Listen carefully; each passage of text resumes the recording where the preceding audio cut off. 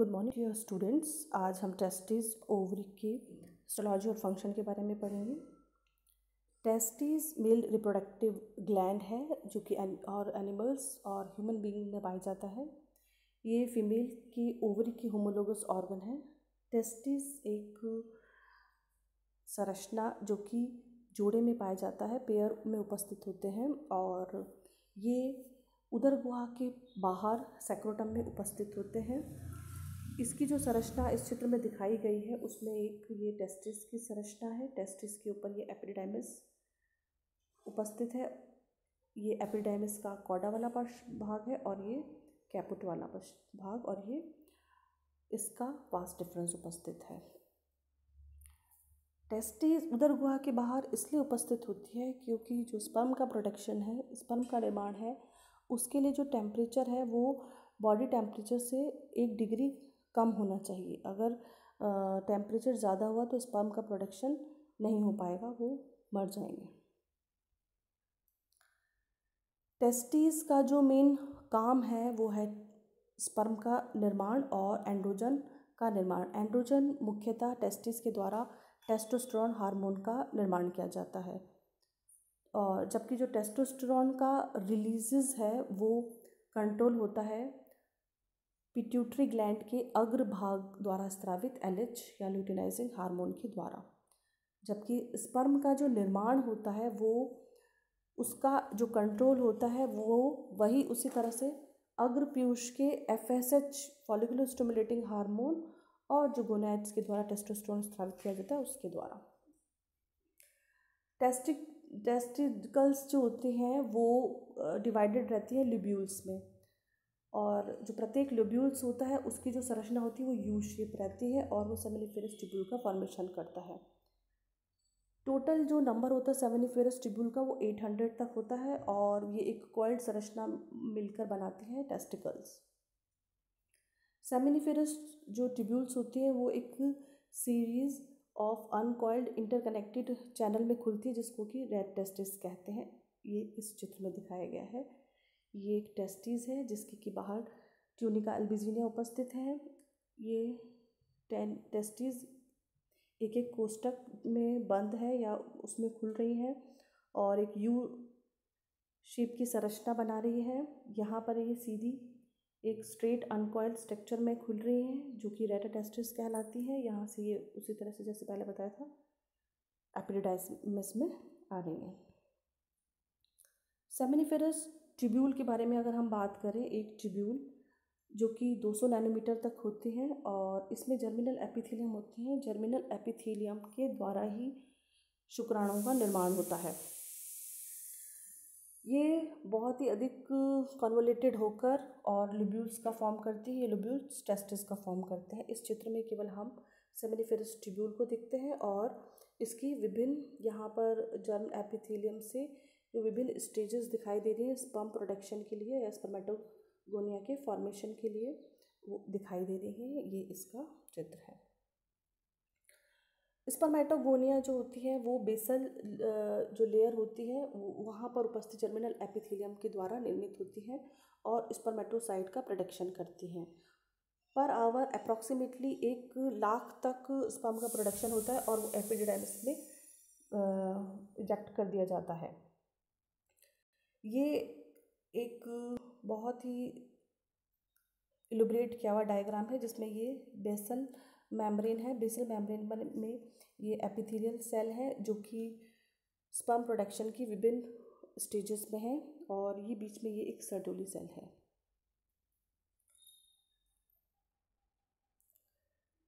जिसे और अच्छे से इलुब्रेट करके हम इस डायग्राम में देख सकते हैं। ये टेस्टिस जिसमें से एक सेमिनिफेरस ट्यूब्यूल दिखाई गई है, ये इसका क्रॉस सेक्शन है और इस क्रॉस सेक्शन को इलुब्रेट करके यहाँ दिखाया गया है। ये जो भाग है वो बेसल मेम्ब्रेन का है और इसके अंदर ये एपिथेलियल सेल है जिसको कि शुक्राणु मात्र कोशिका भी कहते हैं। इन शुक्राणु मात्र कोशिका से ये विभिन्न अवस्थाओं में गुजरकर ये शुक्राणु का निर्माण हो रहा है, और ये जो शुक्राणु है पोषण प्रदान करने के लिए ये जो सर्टोली सेल है उसके अंदर एम्बेडेड है या उसमें धसे हुए हैं। सर्टोली सेल बहुत ही महत्वपूर्ण कोशिका है क्योंकि शुक्राणु को पोषण प्रदान करने, सपोर्ट प्रदान करने और ब्लड टेस्टिस बैरियर बनाने, एक फैगोसाइटिक क्रिया करने, और एक विशेष जो हार्मोन होता है इन्हिबिन, वो सर्टोली सेल के द्वारा ही स्रावित किया जाता है। एक क्वेश्चन पूछा जाता है जो कि एफएसएच के कंट्रोल को एफएसएच के जो कंट्रोल है जो कि पिट्यूटरी के अग्रभाग से स्रावित होता है उसको इनहिबिट करता है, और ये एक प्रकार का फीडबैक मैकेनिज्म है। सर्टोली जो कोशिकाएं होती हैं वो बेसमेंट मेम्ब्रेन से लगी रहती है, और ये जैसे ये बेसमेंट मेम्ब्रेन है, यहाँ से सर्टोली सेल ये साइटोप्लाज्म वाले भाग तक फैली रहती है।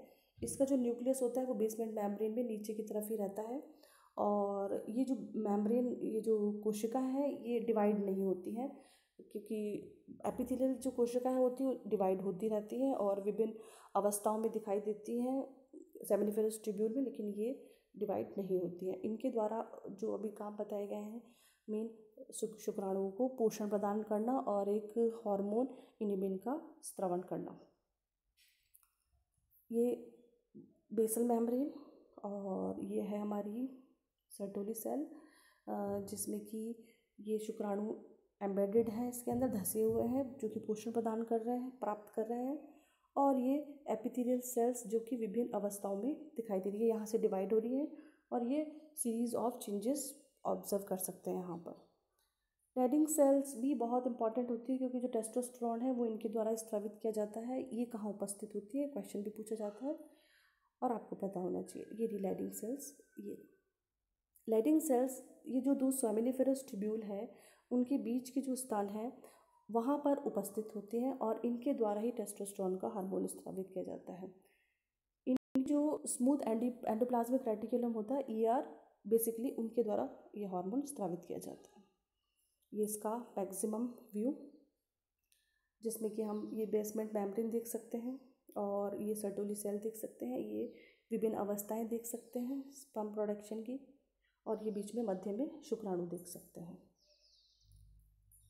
नेक्स्ट है ओवरी की हिस्टोलॉजी और फंक्शन। ओवरी एक फीमेल रिप्रोडक्टिव ऑर्गन है जो कि ये भी एक जोड़े में रहती हैं, लेफ्ट और राइट, और ये उदर गुहा में स्थित होती हैं।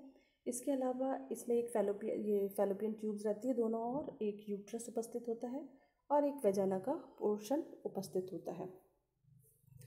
जैसे टेस्टिस एक एंडोक्राइन ग्लैंड है, वैसे ओवरी भी एक एंडोक्राइन ग्लैंड है, जिसके के द्वारा ओवम का निर्माण होता है, और उसके अलावा कुछ एंजाइम या हार्मोन स्रावित होते हैं, एंड्रोजन्स जैसे कि ईस्ट्रोजन और प्रोजेस्टेरॉन स्रावित किए जाते हैं। ओवरी एक स्मॉल आलमंड शेप स्ट्रक्चर होती है, बादाम के दाने की तरह की संरचना होती है, और ये एक थिक कनेक्टिव टिश्यू कैप्सूल से ढकी रहती है, जिसको कि ट्यूनिका अल्बिजिनिया कहते हैं। ये बाहर इसका जो आवरण है वो ट्यूनिका अल्बिजिनिया होता है, और कुछ मेसोथेलियल सेल्स भी इसको ढके रहती है। अंदर की तरफ जर्मिनल एपिथेलियम उपस्थित होती है। ये जर्मिनल एपिथेलियल जो सेल है उसे अंडाणु मात्र कोशिका भी कहते हैं, और क्योंकि यहाँ पर जन्म के समय ही जो फीमेल होती है उसमें अंडाणु निर्मित हो चुके होते हैं, जिनकी संख्या 4 लाख के करीबन होती है, और जिन्हें कि प्राइमरी ओवेरियन फॉलिकल्स कहते हैं। ये प्राइमोडियल सेल्स होती हैं, यहाँ पर उपस्थित होती हैं, और हर मंथ एक एक जो फॉलिकल्स होती है वो डेवलप होती हैं। ओवरी को 2 भागों में विभक्त किया गया है, कॉर्टेक्स और मेडुलरी रीजन।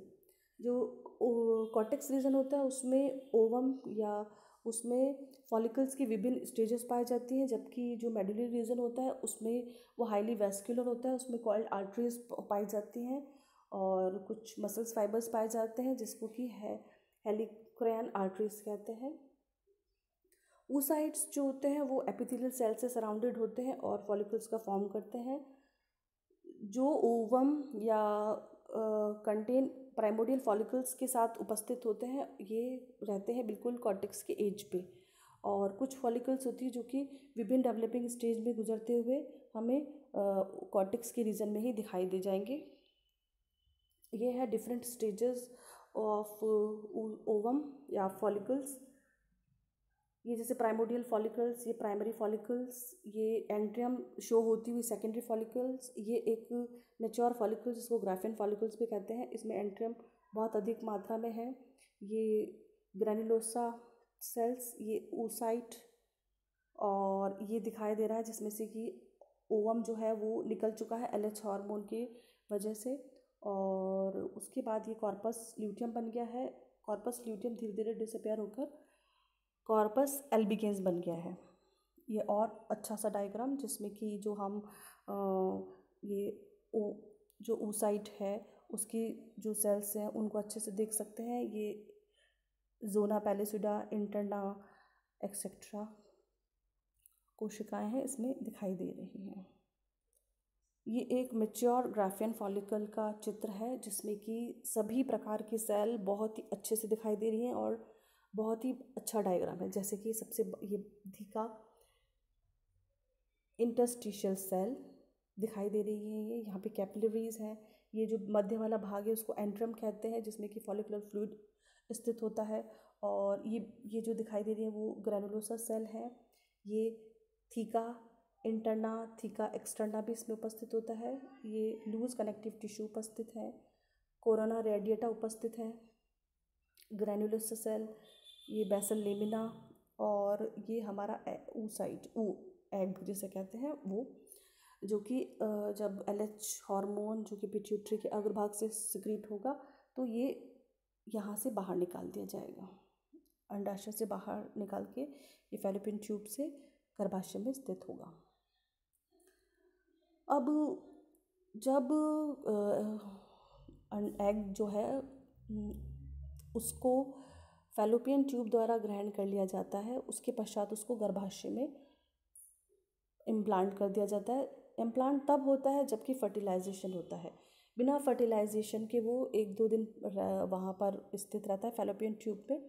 फर्टिलाइजेशन ना होने के पश्चात वो मेन्स्ट्रुअल के रूप में बाहर निकाल दिया जाता है। मतलब कि जो यूट्रस की जो लेयर डेवलप हो रही होती है वो भी नष्ट हो जाती है।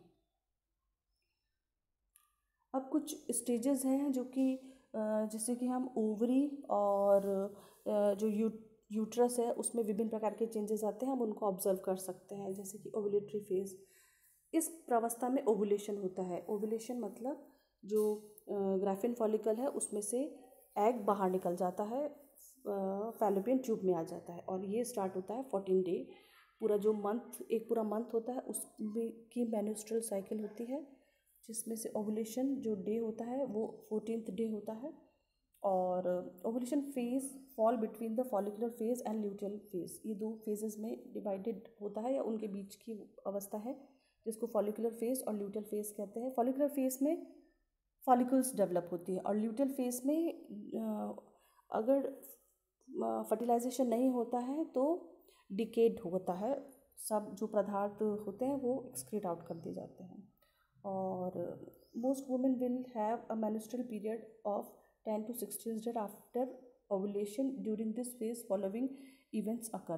The rises of estrogen, इस अवस्था में ईस्ट्रोजन का अमाउंट बढ़ता है और जो फॉलिकल ट्रिगर करता है जो कि ल्यूटिनाइजिंग हार्मोन को बढ़ाता है, जिसके कारण कि जो ओवम होता है वो उसमें से निकल जाता है, एग रिलीज हो जाता है, और जिसको कि फिंगर लाइक प्रोजेक्टेड जो फैलोपियन ट्यूब है उसके द्वारा ग्रहण कर लिया जाता है। और यहाँ से ये फैलोपियन ट्यूब में रहता है। अगर वहाँ पर शुक्राणु प्रेजेंट होते हैं तो निषेचन होता है, अदरवाइज उसको इम्प्लांट नहीं हो सकता वहाँ पर। दूसरी है ल्यूटियल फेज।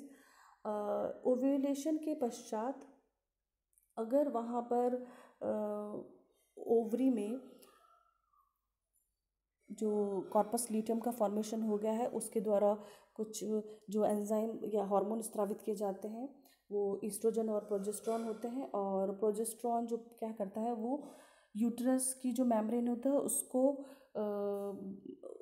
मैच्योर करता है, उसमें इम्प्लांटेशन के लिए तैयार करा जाता है उसको। और अगर नहीं होता है तो उसको शेड कर दिया जाता है, हटा दिया जाता है, ब्रेक डाउन कर दिया जाता है। ये विभिन्न स्टेजेस दिखाई गई हैं।